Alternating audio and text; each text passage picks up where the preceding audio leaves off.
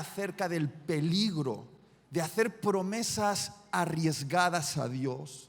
Voy a hablaros acerca de la vergüenza que uno siente cuando no cumple sus promesas. Voy a hablarte de cómo nos escondemos de la mirada de Dios, pero sobre todo voy a hablarte de cómo Dios te va a buscar a aquel lugar donde te has escondido y vuelve a traerte de vuelta a su propósito.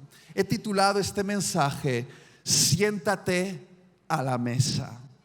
Y necesito tomarme unos minutos para leer bastantes versículos bíblicos. Voy a leer el contexto de la historia y después vamos a profundizar. Me tenéis que dar un poquito de tiempo, tenéis que ser pacientes. Os pido que con todo respeto escuchemos la palabra del Señor. Porque quizás si hablo yo es palabra humana, pero ahora voy a leer la palabra del Señor. Dice así: Evangelio de Juan, capítulo 13, versículo 21. Habiendo dicho Jesús esto, se conmovió en espíritu y declaró y dijo: de cierto os digo que uno de vosotros me va a entregar. Entonces los discípulos se miraban unos a otros, dudando de quién hablaba. Y uno de sus discípulos, al cual Jesús amaba, estaba recostado al lado de Jesús. A este pues hizo señas Simón Pedro para que preguntase quién era aquel de quien hablaba. Él entonces, recostado cerca del pecho de Jesús, le dijo: Señor, ¿quién es? Respondió Jesús: a quien yo diere el pan mojado, aquel es. Y mojando el pan lo dio a Judas Iscariote, hijo de Simón. Versículo 36. Le dijo Simón Pedro: Señor, ¿a dónde vas? Jesús le respondió: a donde yo voy no me puedes seguir ahora, mas me seguirás después. Le dijo Pedro: Señor, ¿por qué no puedo seguirte ahora? Mi vida pondré por ti. Jesús le respondió: ¿tu vida pondrás por mí? De cierto te digo, no cantará el gallo sin que me hayas negado 3 veces. Evangelio de Juan, capítulo 18, versículo 25. Estaba pues Pedro en pie calentándose y le dijeron: ¿no eres tú de sus discípulos? Él negó y dijo: no lo soy. Uno de los siervos del sumo sacerdote, pariente de aquel a quien Pedro había cortado la oreja, le dijo: ¿no te vi yo en el huerto con él? Negó Pedro otra vez y enseguida cantó el gallo. Evangelio de Lucas, capítulo 22, versículo 61. Entonces, vuelto el Señor, miró a Pedro, y Pedro se acordó de la palabra del Señor que le había dicho: antes de que el gallo cante, me negarás 3 veces. Y Pedro, saliendo fuera, lloró amargamente. Evangelio de Juan, capítulo 21, versículo 3. Simón Pedro les dijo: voy a pescar. Ellos le dijeron: vamos nosotros también contigo. Fueron y entraron en una barca, y aquella noche no pescaron nada. Cuando ya iba amaneciendo, se presentó Jesús en la playa, mas los discípulos no sabían que era Jesús. Y les dijo: hijitos, ¿tenéis algo de comer? Le respondieron: no. Él les dijo: echad la red a la derecha de la barca y hallaréis. Entonces la echaron y ya no la podían sacar por la gran cantidad de peces. Entonces aquel discípulo a quien Jesús amaba dijo a Pedro: ¡es el Señor! Simón Pedro, cuando oyó que era el Señor, se ciñó la ropa porque se había despojado de ella y se echó al mar. Y los otros discípulos vinieron con la barca arrastrando la red de peces, pues no distaban de tierra sino como 200 codos. Al descender a tierra vieron brasas puestas y un pez encima de ellas y pan. Jesús les dijo: traed de los peces que acabáis de pescar. Termina aquí, versículo 15. Cuando hubieron comido, Jesús dijo a Simón Pedro: Simón, hijo de Jonás, ¿me amas más que estos? Le respondió, sí, Señor, tú sabes que te amo. Él le dijo, apacienta mis corderos. Volvió a decirle la segunda vez, Simón, hijo de Jonás, ¿me amas? Pedro le respondió, sí, Señor, tú sabes que te amo. Ahí siento al Espíritu Santo. Le dijo, pastorea mis ovejas. Le dijo la tercera vez, Simón, hijo de Jonás, ¿me amas? Pedro se entristeció de que le dijese la tercera vez, ¿me amas? Y le respondió, Señor, tú lo sabes todo. Tú sabes que te amo. Jesús le dijo, apacienta mis ovejas. Ay, Señor. De cierto te digo, cuando eras más joven, te ceñías e ibas a donde querías, mas cuando ya seas viejo, extenderás tus manos y te ceñirá otro y te llevará donde no quieras. Esto dijo, dando a entender con qué muerte habría de glorificar a Dios. Y dicho esto, añadió, sígueme. Puedo sentir la presencia del Señor. Sé que lo que voy a compartir esta noche puede ser de salvación para algunos de los que estáis aquí. Y he rogado al Señor que Él me dé capacidad para expresar un mensaje que para mí es un salvavidas. Al menos una vez al año vuelvo a estas palabras porque mi alma necesita regresar a estas palabras. Necesita regresar a este encuentro entre Jesús y Pedro. Porque esta no es la historia solo de Pedro. Esta es mi historia y esta es tu historia. Comenzó una noche, la última noche de Jesús con sus discípulos. Era una noche de gran peso emocional para Jesús, porque Jesús sabía que en unas horas se iba a enfrentar al desafío más grande que cualquier hombre ha enfrentado jamás. Jesús se iba a enfrentar al pecado clavado en una cruz, iba a lidiar con nuestro gran problema, el problema de la humanidad, el pecado. Y estaba con sus discípulos, a los cuales amaba muchísimo, con los cuales había compartido 3 años de su vida. Pero muy conmovido les dijo, mirad, las cosas se van a poner difíciles, porque uno de vosotros me va a entregar. Y todos empezaron a discutir quién era, pero alguien añadió, Jesús añadió, pero no solo eso, no solo alguien de vosotros me va a entregar, sino que cuando las cosas se pongan difíciles, todos vosotros, absolutamente todos, me vais a dejar solo, me vais a abandonar, no me vais a acompañar en medio del dolor. Las cosas se pondrán difíciles y correréis lejos de mí. Y en ese momento, cuando Jesús dijo esas palabras, Pedro se sintió incómodo. Porque Pedro amaba a Jesús, Pedro estaba comprometido con Jesús. Y yo me imagino la escena así, a Pedro acercándose a Jesús y llamándole aparte y diciéndole, Jesús, no me entiendas mal, Jesús, pero no estoy de acuerdo con lo que has dicho. Jesús, yo soy Pedro, tu amigo. Y como tu amigo, yo estoy dispuesto a ir contigo hasta la muerte. Escúchame, Jesus, my friend. Soy Pedro. Yo no sé esos desgraciados que has elegido para el equipo, pero yo soy Pedro, soy tu hombre, el que dijo que tú eras el Cristo. Soy yo. Puedes confiar en mí. Quizá esos cobardes te fallen, pero yo hasta la muerte contigo. Y Jesús mira a Pedro y le dice, no, Pedro, no. Tú también me vas a dejar solo.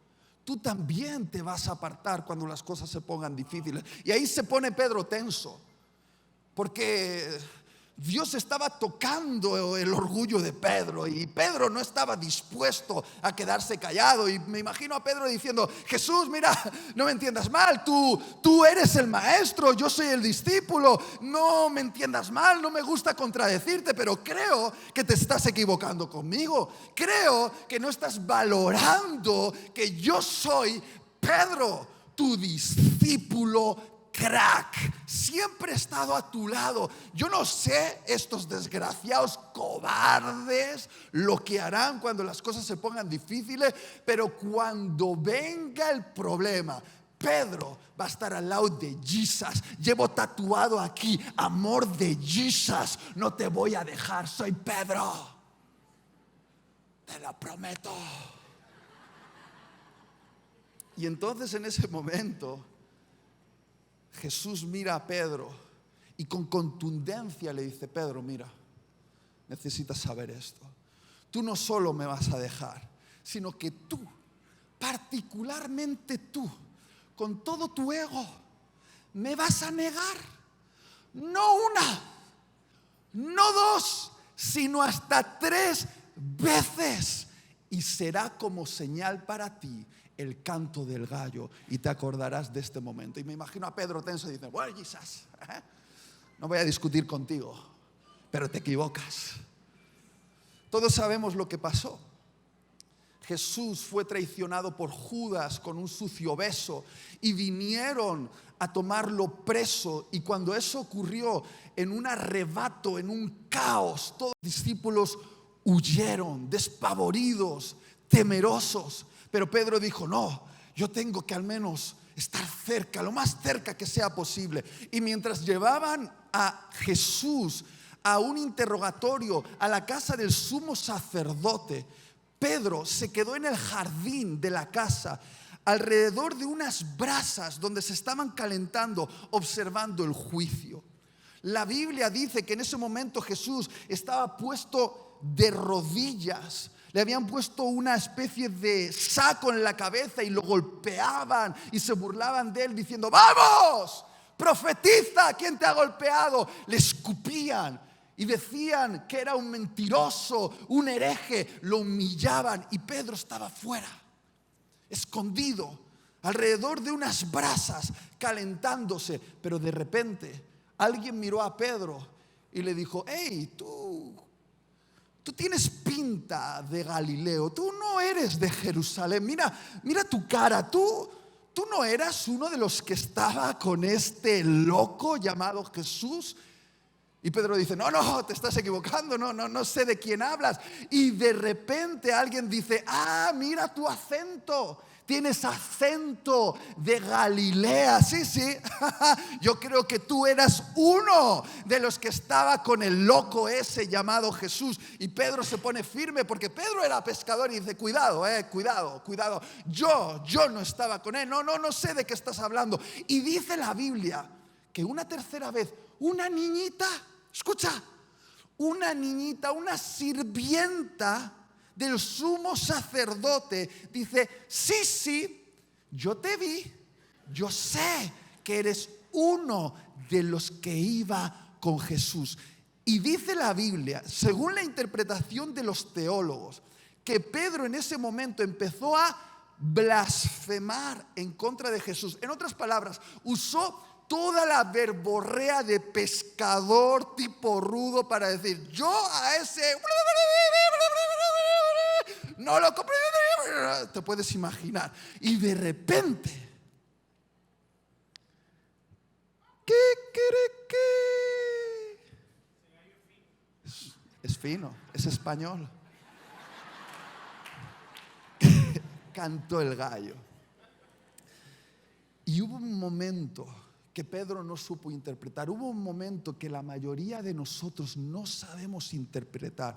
Jesús estaba de rodillas siendo golpeado, pero cuando sonó el gallo, giró su cabeza y miró a Pedro, y la mirada de Pedro y Jesús se encontraron. Y Pedro no supo entender qué significaba esa mirada. De la misma manera que muchos de vosotros, cuando oís el canto del gallo, no sabéis entender qué significa esa mirada. Y dice la Biblia que Pedro no pudo soportarlo y lloró amargamente, y algo se rompió en su alma. Ahora, por favor, vamos a intentar entender qué es lo que pasó aquí. La pregunta que me gustaría que respondiésemos esta noche es la siguiente: ¿qué es lo que estaba intentando Pedro al hacerle una promesa tan arriesgada a Jesús? ¿Qué estaba intentando hacer Pedro al hacer una promesa tan grande, tan grande, tan grande, tan grande como el tamaño de su ego a Jesús? Pues Pedro estaba intentando hacer lo que muchos de nosotros intentamos hacer con Jesús. Por lo menos lo que yo muchas veces intento hacer con Jesús. Pedro estaba intentando impresionar a Jesús. Pedro estaba intentando demostrarle algo a Jesús. Pedro estaba intentando demostrarle que quizá los otros no, pero él sí. Pedro estaba intentando demostrar que cuando Jesús lo eligió y acertó, que él lo valía, que él podía, que él tenía capacidad. Pedro estaba intentando impresionar a Jesús con su devoción, con su entrega, con su sacrificio, al igual que muchos de nosotros. Ahora, la pregunta esta noche es: ¿alguna vez has hecho una promesa arriesgada a Jesús? Una de esas promesas grandes, grandes, grandes, del tamaño más o menos de tu ego. Y al llegar la noche, ¿has fracasado en el cumplimiento de esa promesa? Yo sí. Muchas veces yo puedo pensar en diferentes momentos de mi vida haciéndole promesas arriesgadas a Jesús. Yo recuerdo momentos donde le he dicho: Jesús, mira, te prometo que nunca más voy a volver a consumir pornografía.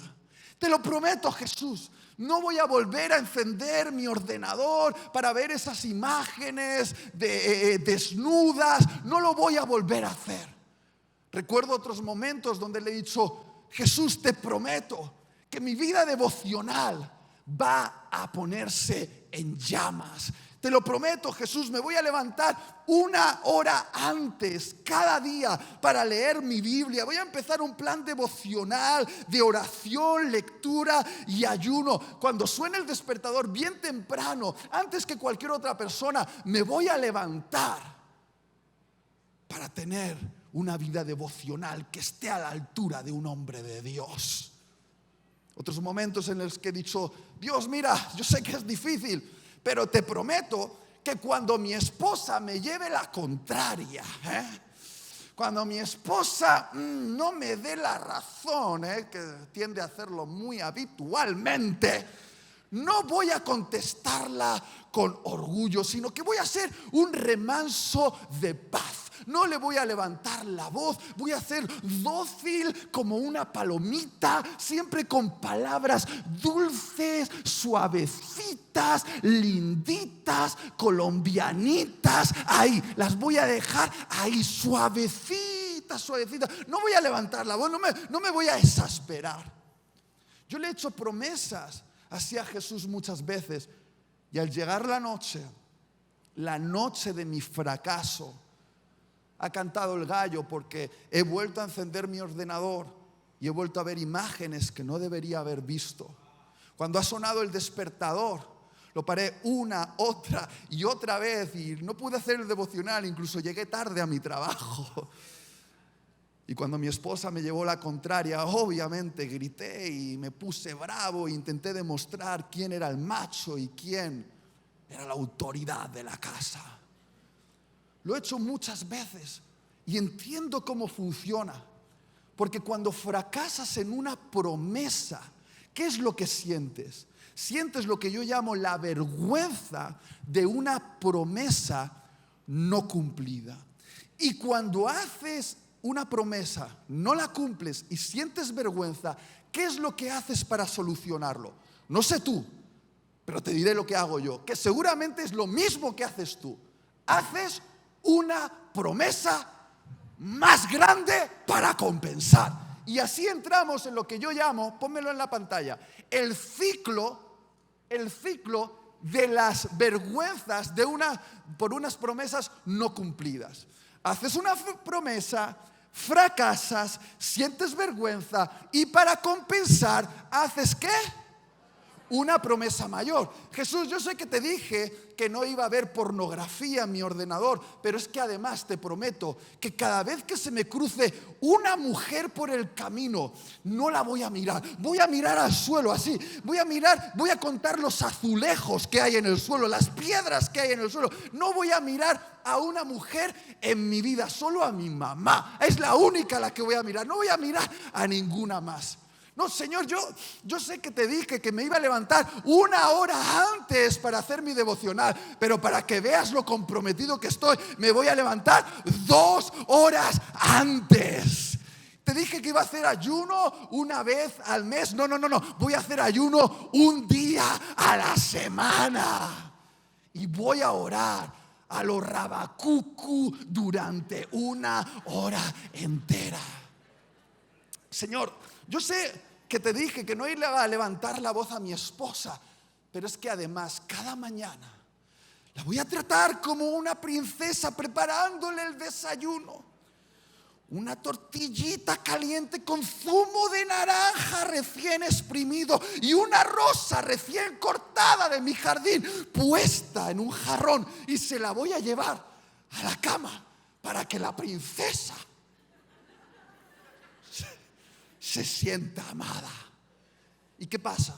Cuando haces una promesa tan grande, del tamaño de tu ego, vuelves a fracasar. Sientes vergüenza por el fracaso de tu promesa y vuelves otra vez a intentar compensarlo. ¿Y cómo compensas? ¿Haciendo qué? Una promesa mayor. Pero además, si le añades un pequeño sacrificio o un pequeño castigo, es mejor, porque así parece que le estás demostrando a Dios que vas en serio. Señor, yo te dije que no iba a haber porno. Sé que no me ha ido bien hasta ahora, pero he decidido tirar mi smartphone a la basura y comprarme un Nokia 3210, que solo tiene para enviar SMS en blanco y negro. Para que veas que estoy comprometido. No voy a usar un smartphone en mi vida. Estoy totalmente comprometido. Dios, te dije que iba a tener una vida devocional en llamas, pero para que veas que estoy comprometido, además me voy a apuntar al grupo de obra social de la iglesia y al grupo de intercesión con las viejecitas de la comunidad, para que veas que estoy comprometido. Y no solo eso. Yo sé que te dije que iba a tratar bien a mi esposa, pero como no lo estoy logrando porque me lo pone difícil la desgraciada, no voy a tomar la Santa Cena. Escucha. Hay que ponerle voz. No voy a tomar el pan y el vino, porque hay que ponerse intenso, hay que ponerse muy intenso. No voy a tomar el pan y el vino hasta que sea digno de tomar el pan y el vino, porque Señor, estoy comprometido, te lo prometo. Haces una promesa tan grande del tamaño de tu ego y vuelves a fracasar. Entonces sientes la vergüenza por una promesa no cumplida. ¿Y qué vas a volver a intentar? Compensar. Y esto se llama el ciclo de vergüenza de una promesa no cumplida. Esto lo puedes repetir durante semanas, meses, años. Hay personas que viven dentro de este círculo vicioso, tóxico y realmente peligroso para el alma durante décadas. Pero hazme caso, si tú te envuelves dentro de este círculo, un día vas a colapsar emocionalmente. Un día te va a pasar lo que le pasó a Pedro aquella noche. Un día vas a salir huyendo. Lo he visto pasar muchas veces. Yo mismo lo he vivido. Cuando estás jugando a este juego, terminas colapsando emocionalmente y huyes. Te exilias del llamado de Dios. Te escondes de la mirada de Jesús. Pedro huyó a la pesca. Pedro se escondió de la mirada de Jesús diciendo: voy a ir a pescar. Pedro se exilió de su llamado y volvió a las redes. Por favor, quiero que entiendas bien lo que voy a explicar ahora. Pedro dijo cuando cantó el gallo: no sirvo para esto, no estoy a la altura, me voy a pescar. Pedro conocía demasiado a Jesús como para abandonar su fe, pero Pedro se sentía demasiado avergonzado como para mantenerse cerca de Jesús. Pedro no se iba a ahorcar como Judas, no, Pedro no se iba a ahorcar como Judas, pero Pedro iba a matar su llamado, regresando a aquel lugar de donde Jesús lo había llamado 3 años antes, la pesca. Un día en aquel puerto Jesús se apareció a Pedro y le dijo: Pedro, deja tus redes, porque ya no serás más un pescador de peces, a partir de ahora serás un pescador de hombres. Y Pedro durante 3 años creyó que estaba a la altura de aquel llamado, creyó que él podía, creyó que si Jesús le había elegido era por sus capacidades, pero había cantado el gallo y dijo: no valgo para esto, me voy a pescar. Querido, querida, la pesca no es un lugar de pecado, la pesca es un lugar de escondite. La pesca no es volver a pecar, la pesca es ir a aquel lugar donde te escondes del llamado de Dios. Pedro decidió exiliarse, alejarse, esconderse, como muchos de vosotros hoy estáis. Porque puedes estar aquí sentado en una silla, pero estás tan avergonzado, tan avergonzada por esas promesas no cumplidas, que hace tiempo que te exiliaste de tu llamado. Hace tiempo que regresaste a pescar. Porque ir a pescar no es negar tu fe. Ir a pescar es conformarse con ser un espectador de la resurrección, cuando realmente Dios te llamó a ser un proclamador de la resurrección. Ir a pescar es volver a aquel lugar donde tú te sientes cómodo porque tienes el control.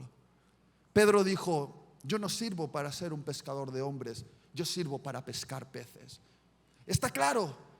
Ha quedado demostrado que yo no estoy a la altura, me voy a ir a eso que domino bien, me voy a ir a eso que me enseñaron a hacer mis padres, voy a irme al oficio familiar, voy a irme a la mar, a oler, a pescado, a utilizar las redes, porque en esa barca yo soy el capitán de mi vida, en esa barca yo tomo el timón y controlo la situación.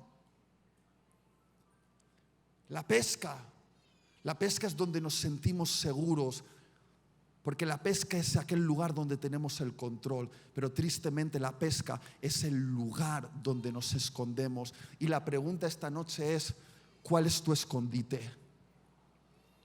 Hola, ¿cuál es tu escondite? Porque cada uno aquí tenemos un escondite diferente.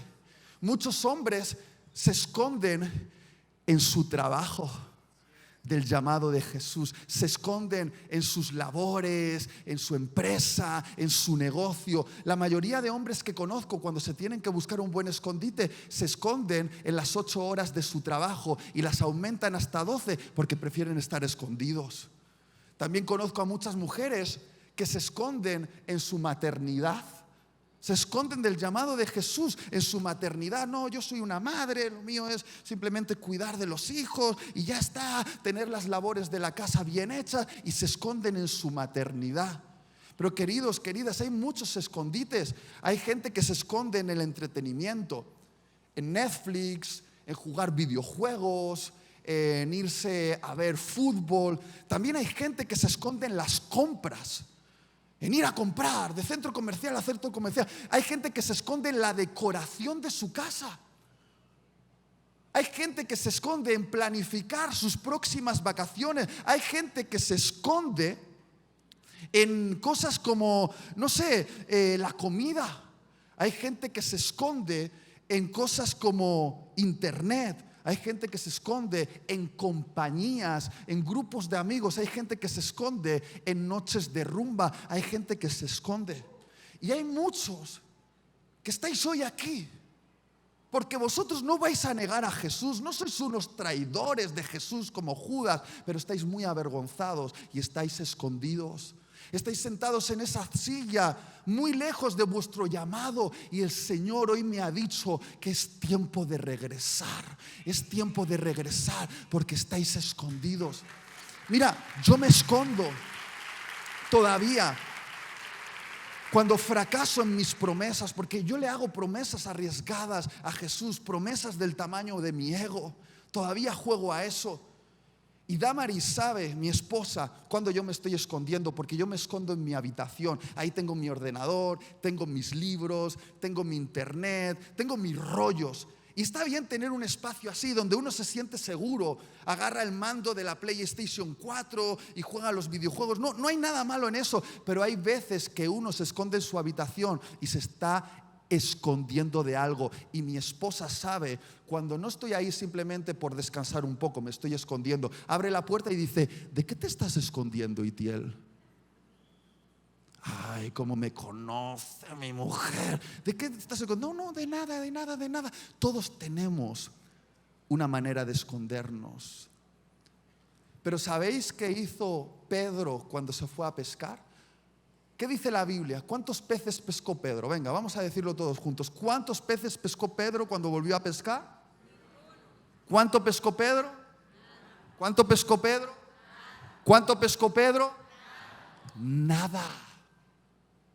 Porque cuando Dios te ha llamado para ser un pescador de hombres, volver a ser un pescador de peces te va a dejar insatisfecho.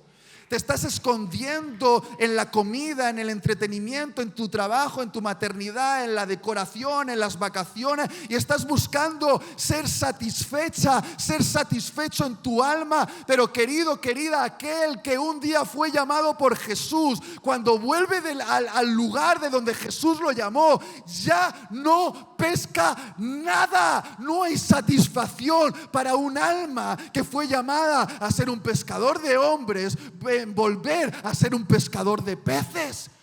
Vas a quedarte insatisfecho. La comida no te va a saber a nada. Tus vacaciones no te van a saber a nada. La decoración de tu casa no te va a saber a nada. Tu trabajo no te va a saber a nada, porque ya nada te va a satisfacer, porque tú ya no eres un pescador de peces. Tú eres un pescador de hombres.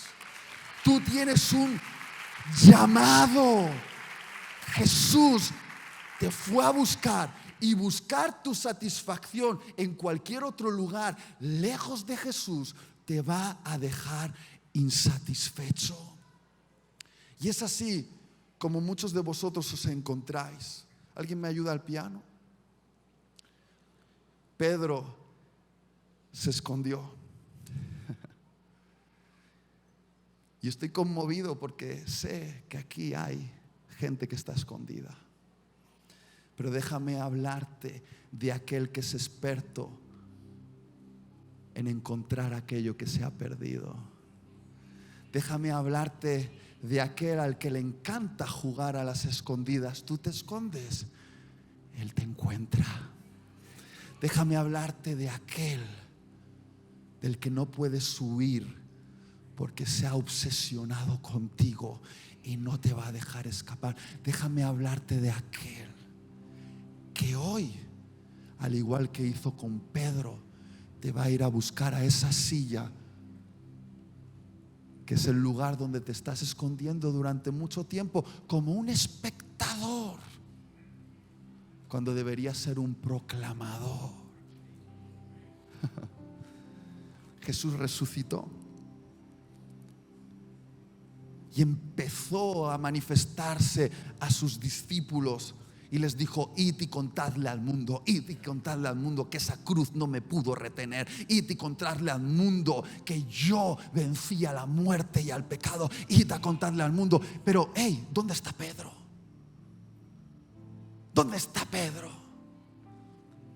estaba pescando. Y Jesús fue a buscar a Pedro. El resucitado fue a resucitar al llamado de Pedro. Y fue a la playa. Aquella playa al borde del mar de Galilea, donde 3 años atrás lo había encontrado por primera vez. Y es muy interesante porque Jesús, el Jesús de los evangelios, era un showman.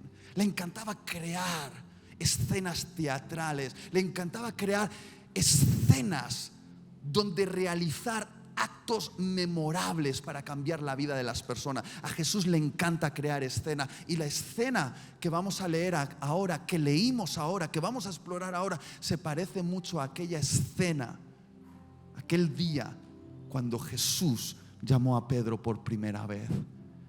También fue en una pesca, en una noche donde no había pescado nada. Y Jesús desde la playa les dijo casi con una risita: ¡Hey, hijitos! Hijitos, ¿qué tal os va? Y le dijeron: no hemos pescado nada, probad al otro lado. Y echaron la red al otro lado. Y la red se llenó. Y entonces Pedro dijo: esto se parece a esto otro. Esto que estoy viviendo ahora se parece a lo que hace 3 años pasó. Él es Jesús. Y se echó al mar nadando para llegar a la playa, porque quería verle. Probablemente para disculparse, probablemente para decirle: mira, elige a otro. Probablemente para decirle por qué estaba pescando y darle sus razones de por qué él estaba pescando. Pero ¿sabes lo que estaba haciendo Jesús mientras llegaba Pedro? Estaba preparando una mesa de desayuno. Dice la Biblia que en la playa había preparado unas brasas, y sobre las brasas estaba poniendo un poquito de pescado y pan. Literalmente, ¿qué estaba haciendo Jesús? Prepararle un desayuno a Pedro. Y es muy interesante porque las únicas 2 veces en el Evangelio donde se habla de brasas es la vez cuando se habla del momento en el cual Pedro estaba calentándose alrededor de unas brasas y negó a Jesús, y la vez que Jesús preparó unas brasas, un desayuno para Pedro, para restaurar a Pedro a su llamado. Jesús hace eso siempre. Conecta las historias de nuestras vergüenzas con nuestra mayor historia de gracia. Jesús es experto en tomar los símbolos de nuestra vergüenza y convertirlos en los símbolos de la gracia. Lo hace constantemente y le encanta conectar los 2 puntos. Le encanta tener los encuentros más trascendentes y transformadores contigo, en aquel lugar donde tú sientes que has tocado fondo, que has cometido el mayor error, que te provoca la peor vergüenza. Ahí dice Jesús: voy a tener la historia de gracia más grande contigo. Voy a transformarte, no en tu éxito, sino en tu fracaso. Voy a ir allí donde tú no querías volver. Voy a ir a esas brasas nuevamente. Las brasas que representan el momento en el que me negaste. Esas brasas van a ser el lugar donde yo te voy a llamar nuevamente. Jesús convierte los símbolos de nuestra vergüenza en símbolos de gracia. Mirad la cruz. Todos hoy en día llevamos en el cuello una cruz dorada, una cruz de plata, una cruz de madera, y pensamos que es un símbolo hermoso. Pero queridos, queridas, en la época de Jesús la cruz no era un símbolo hermoso. En la época de Jesús la cruz era el símbolo más terrorífico que existía.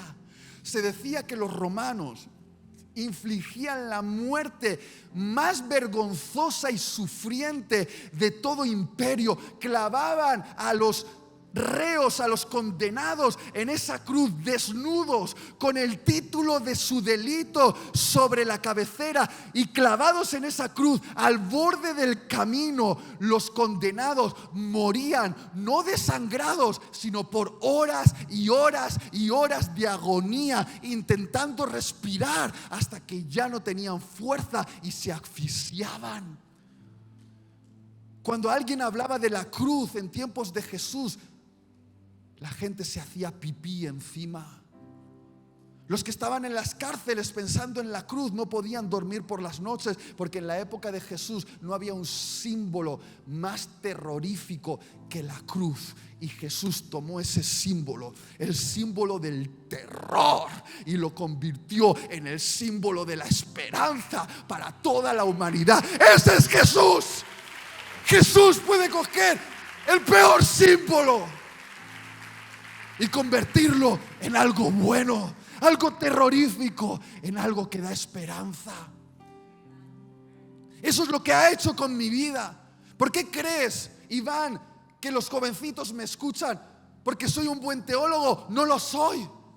Porque hablo de cómo Dios ha transformado mis vergüenzas en mis historias de gracia. Les puedo hablar de mis adicciones, de mis temores, de mis complejos, de mis odios, y decir, allí cuando toqué fondo, Jesús me vino a buscar. Déjame contarte la historia de cómo fue ese encuentro.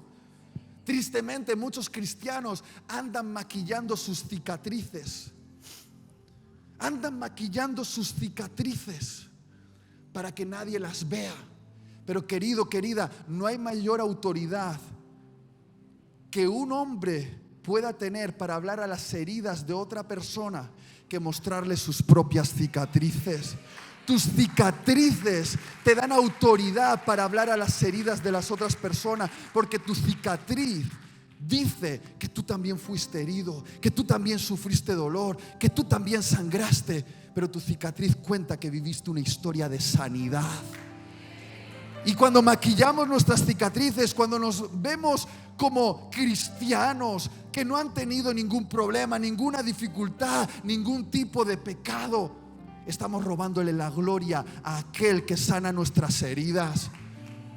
Yo muestro mis cicatrices porque ponen como protagonista no a mí, Itiel, el perfecto, sino a Jesús, el sanador de los heridos. Esa es mi historia y es la tuya. Deja de maquillar tus cicatrices, porque Barranquilla necesita una iglesia que, como Jesús, que aunque resucitó, mantuvo sus cicatrices como testimonio de su dolor, nosotros vayamos allá afuera y digamos, tenemos una historia que contar. Déjame hablarte de aquel que a mí me sanó. Pero escucha, cuando Jesús le prepara el desayuno a Pedro y le invita a sentarse a la mesa, es muy interesante, porque para los hebreos invitar a alguien a la mesa era invitarlo a tener intimidad. Y lo último que estaba pensando Pedro es que Jesús querría tener intimidad con él. Así pensamos muchos de nosotros. Pensamos que cuando fracasamos en nuestras promesas, Jesús no quiere tener intimidad con nosotros. Pero si algo nos muestra esta historia, es que cuando hemos tocado fondo es cuando más Jesús quiere sentarse a la mesa con nosotros. Hay algo muy interesante que muchos no habéis capturado, y es que en toda la conversación que Jesús tiene con Pedro, cada vez que le nombra, no le llama Pedro. ¿Sabes cómo le llama? Simón.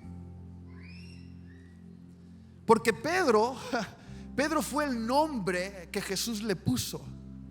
Simón fue el nombre que la mamá de Pedro le puso.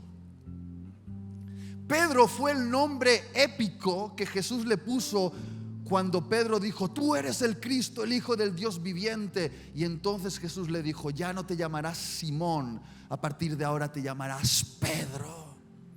Pedro en el lenguaje original significa piedra, robusto, firme. ¿Sabes qué significa Simón en el lenguaje original? Junco, frágil, débil, inestable. Pero ¿a quién llama Jesús a la mesa? ¿A Pedro o a Simón? ¿Llama a la roca o llama al junco? ¿Llama al estable o llama al inestable? Llama al frágil. Queridos, dejadme deciros esto. Muchos pensáis que en la mesa de Jesús solo hay lugar para Pedro, pero Jesús siempre tiene un espacio para Simón. Mis historias más emocionantes, Iván, con Dios no han sido cuando Dios ha cenado con Itiel, el predicador cósmico de las naciones, el gran orador, profeta, evangelista, Itiel Arroyo. Las historias que cuento, mis mejores historias sentado a la mesa con Jesús, son cuando Jesús ha llamado a sentarse a la mesa a Iti. Iti, aquel niñito acomplejado, temeroso, lleno de miedo, mentiroso y adicto. Mis mejores historias con Jesús han sido cuando Él ha dicho: yo no quiero cenar hoy con el predicador, quiero cenar con la persona. Quiero cenar, quiero compartir mesa con Iti, no con el predicador, con Itiel, la persona. Y muchos de los que estáis aquí pensáis que Jesús no quiere sentarse a la mesa con Simón, con la versión de ti débil, frágil y fracasada, y estáis esperando para ser dignos de sentaros a la mesa. Pero queridos, no funciona así el Evangelio. No funciona así el Evangelio. Déjame hablarte un poquito más, estoy llegando ya al final. Pero en la conversación, escucha esto, esto es lo mejor. Si no has prestado atención hasta ahora, presta atención a esto.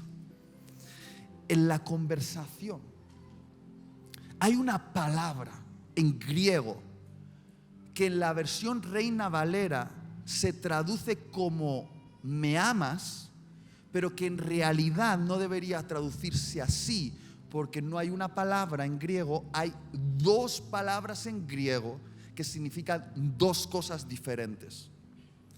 Lo voy a explicar. Está la palabra ágape en griego y la palabra filio. ¿Puedes ponérmelo en la pantalla? Ágape y filio. Y en nuestras Biblias tradicionales se traduce como amar, pero en realidad son dos palabras diferentes. Ágape podría traducirse como amar, pero significa un tipo de amor incondicional, dispuesto al sacrificio total por la otra persona. Es decir, es el tipo de amor con el cual Dios nos ama a nosotros. De tal manera agapó Dios al mundo, amó incondicionalmente al mundo, que se entregó en total sacrificio por el mundo, porque su amor no puede fracasar. Es el amor ágape. Pero hay otro amor, que es el amor filio, que podríamos traducirlo como querer, que es un afecto cercano, condicional, basado en lo que une a dos personas. Es decir, es el amor que uno puede sentir por una persona cercana en su vida, pero tiene sus limitantes. ¿Cuántos aquí me entenderían si yo digo que hay una diferencia entre amar a alguien y querer a alguien? ¿Sí o no? Uno ama a su esposa, ama a sus hijos, pero luego quiere a su hermano en la iglesia, a su hermana en la iglesia. Sabemos que hay una diferencia entre lo que darías por uno y darías por otro. Seamos claros, ¿sí o no? Ahora, sabiendo esto, permíteme ir a la conversación. Porque ¿cuántas veces negó Pedro a Jesús? ¿Cuántas veces Jesús le iba a hacer esa pregunta a Pedro? 3. Le dice: Pedro, ¿me agapas? ¿Me amas más que estos? ¿Estarías dispuesto a morir por mí. Tu amor es incondicional, dispuesto a ir hasta la muerte. ¿Pagarías cualquier consecuencia por amor a mí? Y Pedro mira a Jesús y le dice: Jesús, tú sabes que te fileo, tú sabes que te quiero. Ya te prometí que iba a dar el máximo, que yo iría a la muerte contigo, pero ya quedó demostrado que llego hasta esto. Y Jesús le dijo: vuelve a tu llamado, cumple tu propósito, apacienta mis ovejas. La segunda vez Jesús le preguntó: Pedro, ¿tú me agapas? Es decir, ¿me amas incondicionalmente? ¿Estarías dispuesto a morir por mí? Y Pedro dice: Jesús, tú sabes que te fileo. Ya ha quedado demostrado que mi amor llega hasta aquí, es limitado, es condicional. Y Jesús le dice la segunda vez: vuelve a tu llamado, cumple mi propósito, apacienta mis ovejas.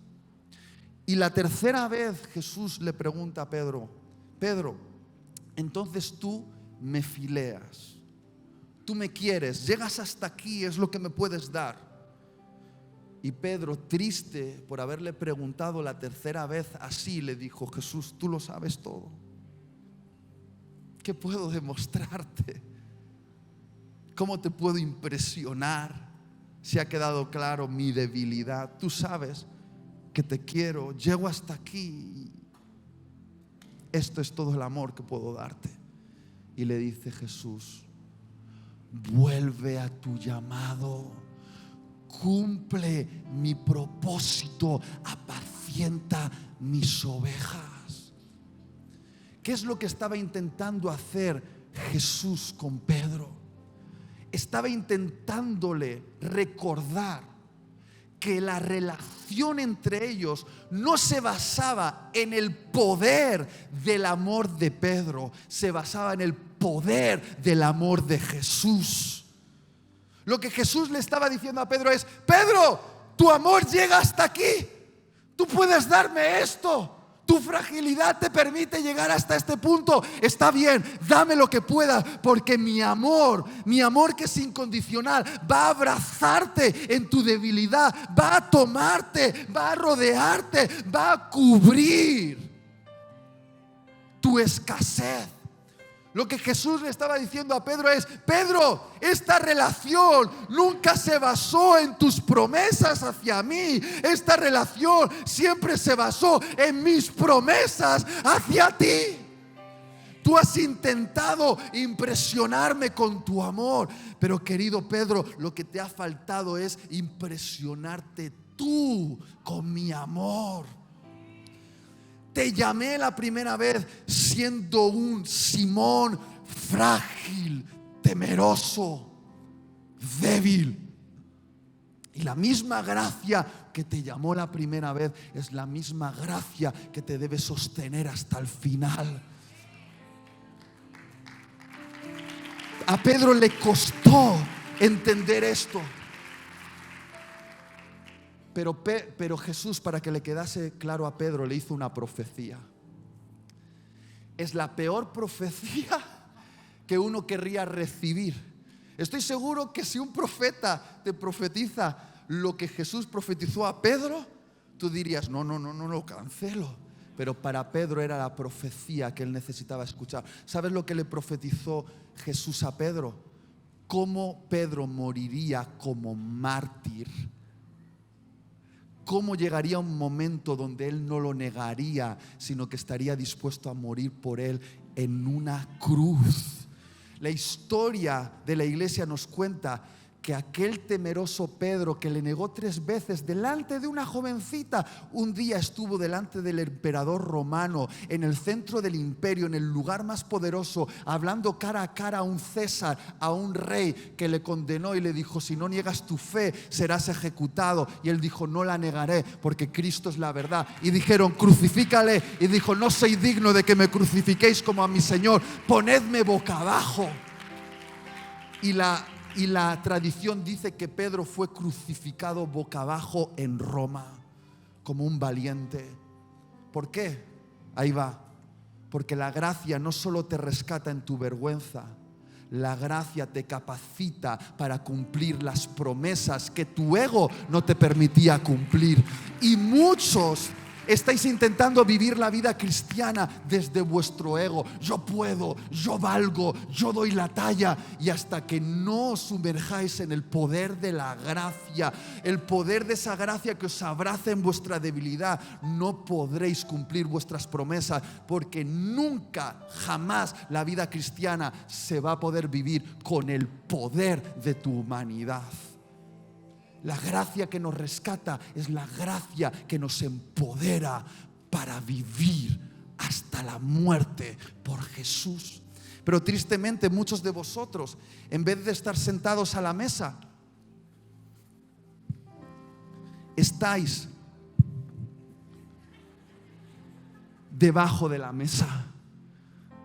Debajo de la mesa de la gracia. Muchos de los que estáis aquí, estáis escondidos aquí debajo de la mesa, comiendo migajas que se caen de la mesa y diciendo: bueno, voy a comer esto, voy a comer esto. Así voy sobreviviendo en mi vida cristiana, escondidos debajo de la mesa, diciendo: bueno, aquí es lo único que me merezco. Soy un perro a la mesa de mi Señor, es lo único que merezco.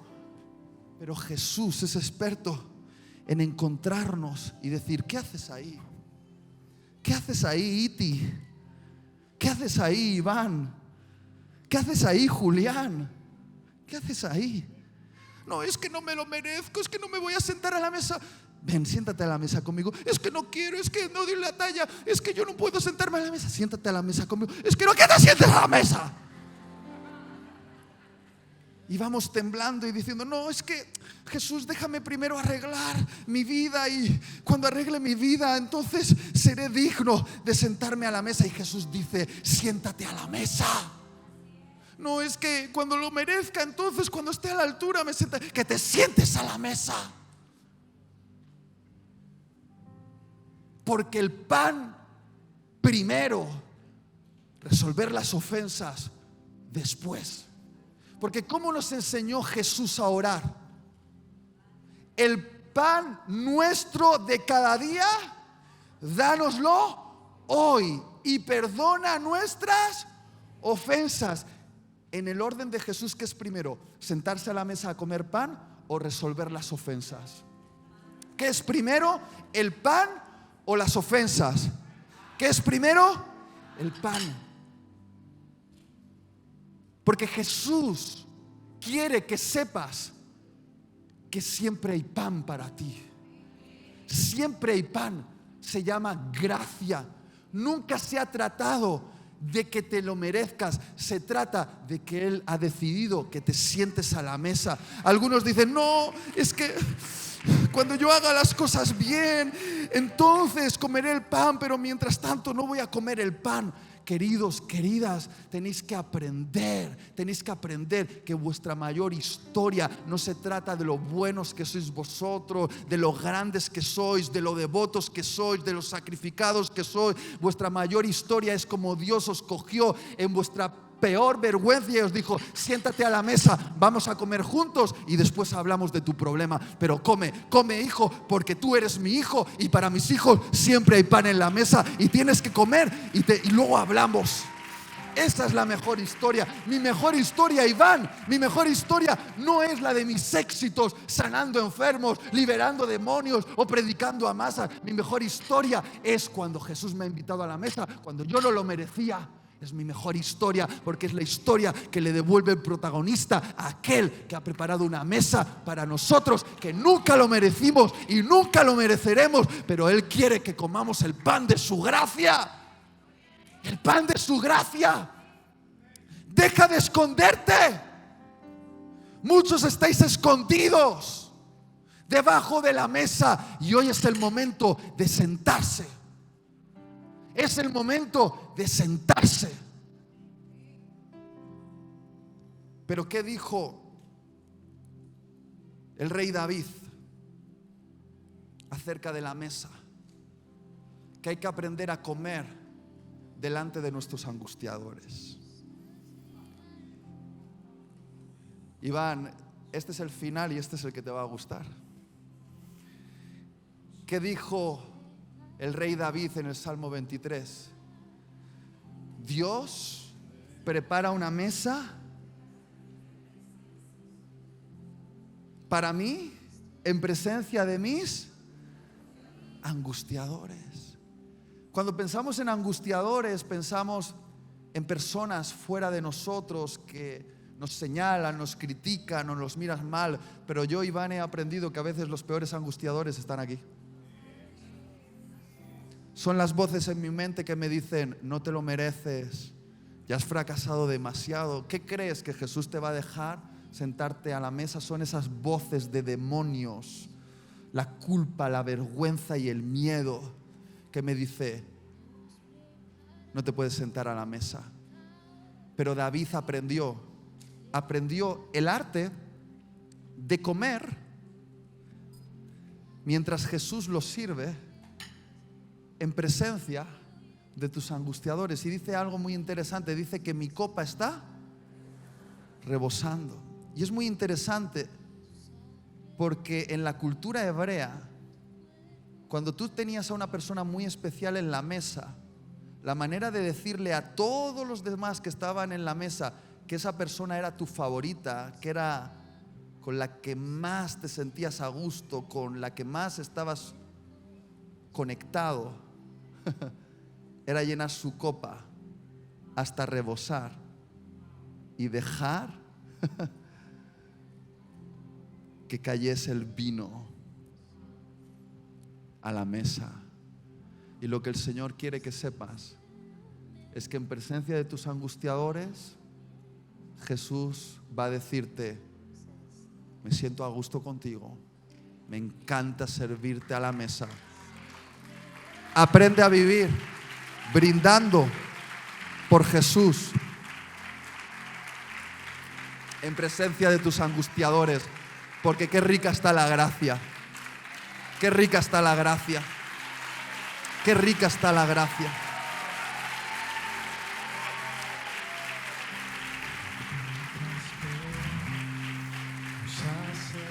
Quizá algunos escuchándome hoy puedan decir: qué peligroso es el mensaje de Itiel, porque parece que avala una vida sin compromiso. Pero no, porque quien se encuentra con la gracia es el que termina yendo a la cruz, es el que termina dando más, es el que termina sacrificándose más, es el que termina entregándose más. El que se encuentra con la gracia y se sienta a la mesa con ella, ya nunca más la niega. Es imposible cenar con la gracia, cenar con Jesús y después traicionarla. Porque cuando ves a la gracia, la ves con las marcas en sus manos y en su costado, diciéndote te amo, ya no la vas a traicionar jamás. Este es el mensaje para aquellos que están escondidos y esta noche quieren salir de debajo de la mesa, dejar de ocultarse y sentarse a tener una conversación con Jesús. Pero primero el pan y luego hablaremos de las ofensas. Primero recordar que Él te llamó siendo Simón y que todavía hay lugar para Simón en la mesa, y que allí donde fracasa tu amor triunfa el suyo, y que esta relación siempre se trató de sus promesas y no de las tuyas. Si tú te sientes así, te voy a pedir, solo si te sientes así, como alguien escondido que hoy tiene que salir de su escondite, que te pongas de pie, porque es el momento de regresar a la mesa. Particularmente si hay alguien aquí que dice: yo me estaba escondiendo, es primero para todos vosotros que os estáis levantando ahora. Qué bien, qué bueno. Todos los que os habéis levantado ahora. Pero ahora además nos vamos a unir todos los demás, porque todos hoy vamos a sentarnos a la mesa. Y mientras suena esta canción, vamos a levantar nuestras manos al cielo, vamos a cerrar nuestros ojos y vamos a hablar con Jesús.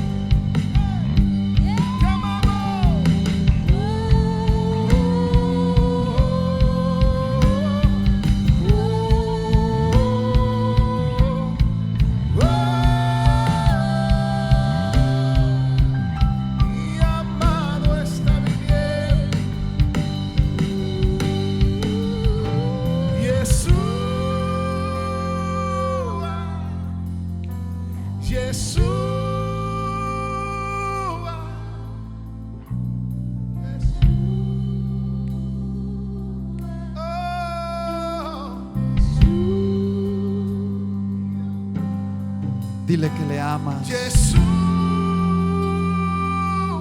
Pero sobre todo escucha cuánto Él te ama a ti.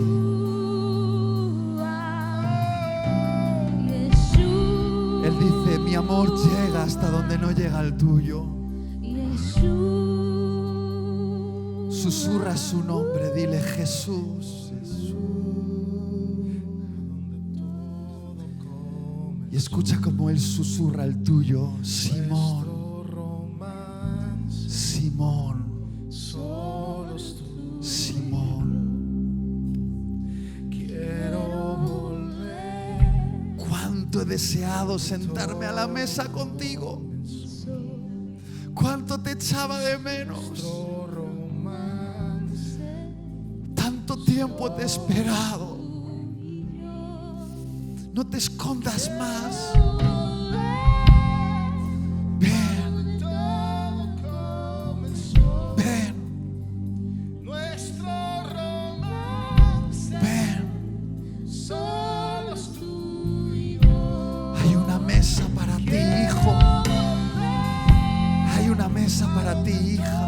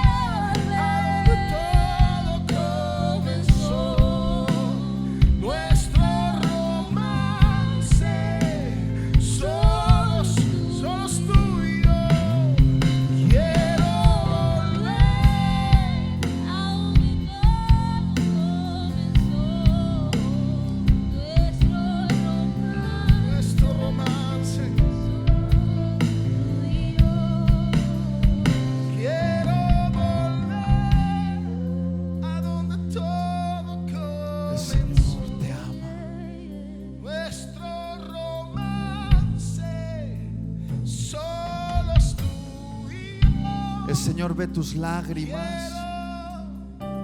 El Señor está escuchando tus palabras.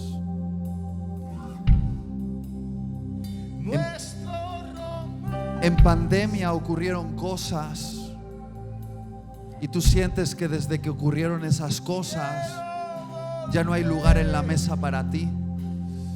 Por eso el Señor me conmovía con este mensaje, porque Iglesia AMI, es tiempo de volver. Todos